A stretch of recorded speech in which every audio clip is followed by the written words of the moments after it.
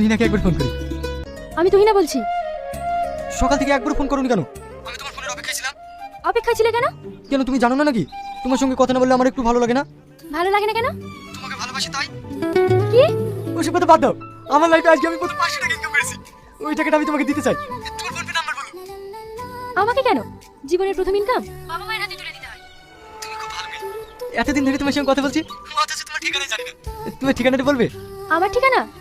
তুই না, এটা কি প্রেম করার জায়গা? তোমাকে এখানে রাখা হয়েছে কাজের প্রবলেম জেনে সেটা সলভ করার জন্য, তার সাথে প্রেম করার জন্য না। না মানে স্যার। চুপ করো তুমি। আমি কয়েকদিন ধরে লক্ষ্য করে দেখছি তুমি একই নম্বরে বারবার ফোন করে 2-3 ঘন্টা ধরে কথা বলছো। তা তোমাকে আমি আর এখানে রাখতে চাই না। না স্যার, এরকম করবেন না। আপনি তো সবই জানেন। আমার বাড়িতে অসুস্থ বাবা আছে। চাকরিটা চলে গেলে আমি খুব সমস্যায় পড়ে যাবো। সেটা তোমার আগে ভাবা দরকার ছিল। তুমি এই মুহূর্তে এখান থেকে বেরিয়ে যাও, আন্ডারস্ট্যান্ড? আপা, আপা, আপা, তোমার খুব কষ্ট হচ্ছে আপা?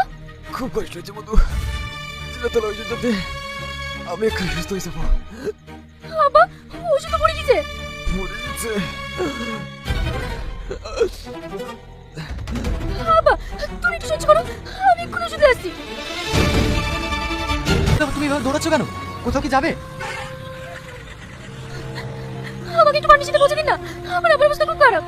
ঠিক আছে, তাড়াতাড়ি উঠো।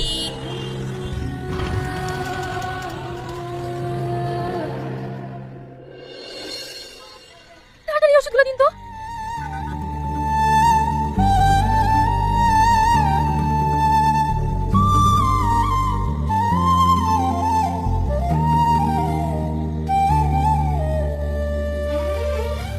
আপনার 950 টাকা হলো।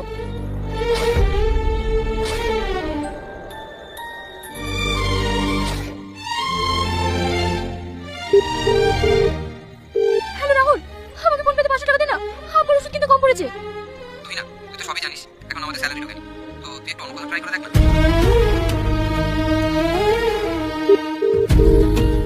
হ্যালো পূজা, আমাকে 500 টাকা দে না, আমার ভীষণ দরকার। তোর ফোন তো ড্রাইভার হয়ে লাগে, ফোন করলেই শুধু টাকা আর টাকা। রাখ ফোন। এই নিন।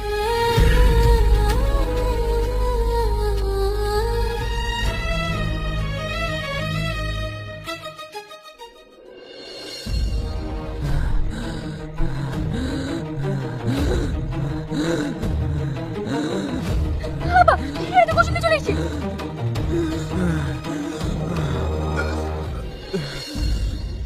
হ্যাঁ করো। তোমার আপাতত অবস্থা খুবই খারাপ। এখানে রাখা যাবে না, এখানে রাখলে বিপদ হয়ে যেতে পারে। তাড়াতাড়ি হসপিটাল নিয়ে চলো।